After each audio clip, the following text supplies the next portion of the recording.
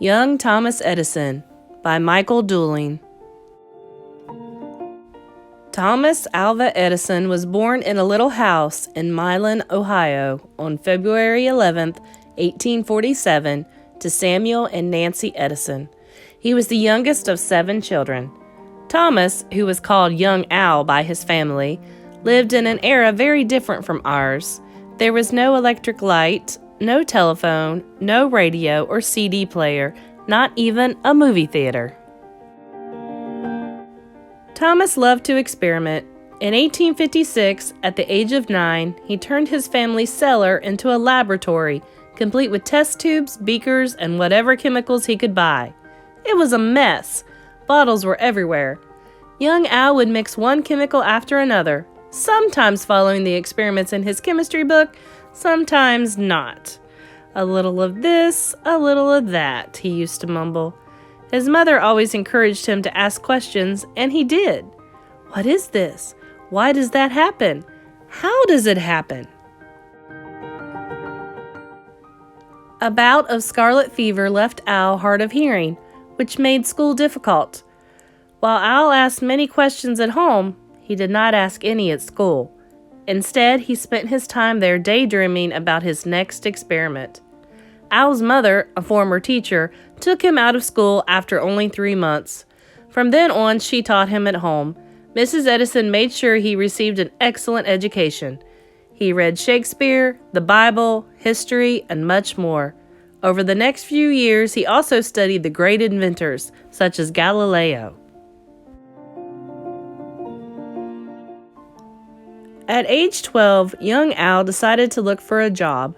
He needed money to continue his experiments, so he went into business as a paperboy on the train that went from Port Huron, where the Edisons now lived, to Detroit, Michigan. Every morning from 7 a.m. to 10 a.m., Al sold newspapers. Then he spent all day at the Detroit Library, reading and dreaming about his next experiment. He planned to read every book in the library, starting with the last book on the shelf and working back to the first. At night, he took the train home and sold papers again.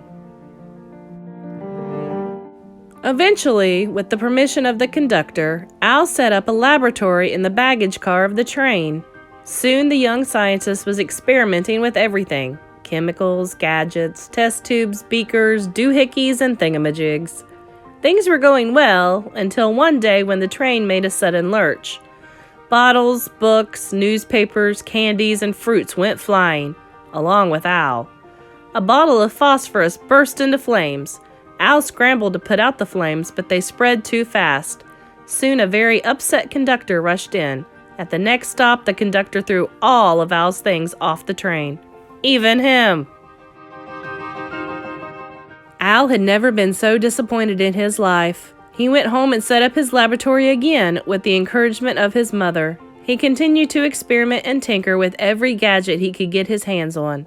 Usually his experiments did not work, but he always kept trying. Before long, Al had another job. He was a night wire, a railroad telegraph operator in Stratford Junction, Canada. There was a lot to learn. For weeks, he soaked up all the information he could about telegraphy.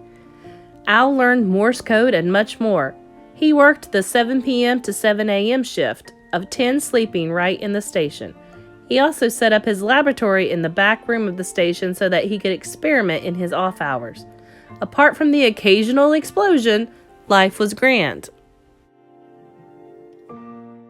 One of Al's duties as the operator was to send the signal 6 every hour on the hour to show the dispatcher at the next station that he was awake. But the long hours sometimes caught up with him and he would fall asleep, so the scientist in him had an idea.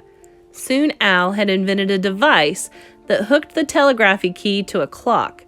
When the hour struck, the minute hand of the clock sent the message 6 for him. It was a moment of pure genius, which quickly got him fired when his boss discovered he was sleeping on the job.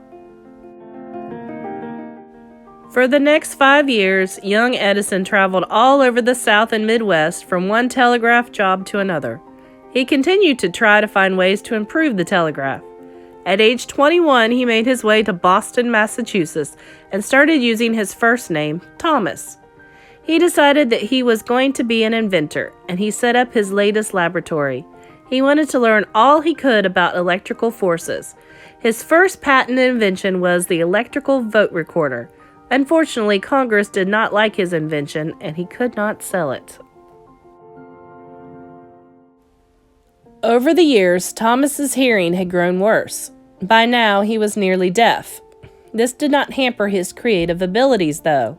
In fact, he thought it even helped him to concentrate because he was not distracted by noises. It created solitude where he could tune out the whole world and think. In 1869, Thomas moved to New York City and then later established his laboratory in Newark, New Jersey. And then he had bad news come from home. His mother had died. Thomas, at 24, was deeply saddened. For a long time, he could not even speak of her. He would miss her letters, her advice, and encouragement. He owed everything to his mother. In 1876, Thomas moved his laboratory to Menlo Park, New Jersey. He invented the carbon transmitter, which amplified the human voice, making the telephone and microphone possible. He also invented a machine that talked, a phonograph. Shortly thereafter, Thomas invented an electric light bulb. He also discovered the principle of sound waves, which made the radio possible.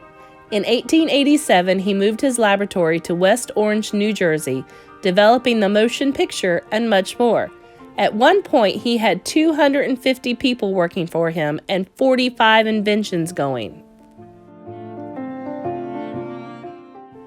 Such strange, incredible inventions were coming out of his laboratory that people started to call Thomas the Wizard. He would live to be 84 years old and patent 1,093 inventions. Thomas would always remember his mother's encouraging words to ask questions. What is this? Why does that happen? How does it happen?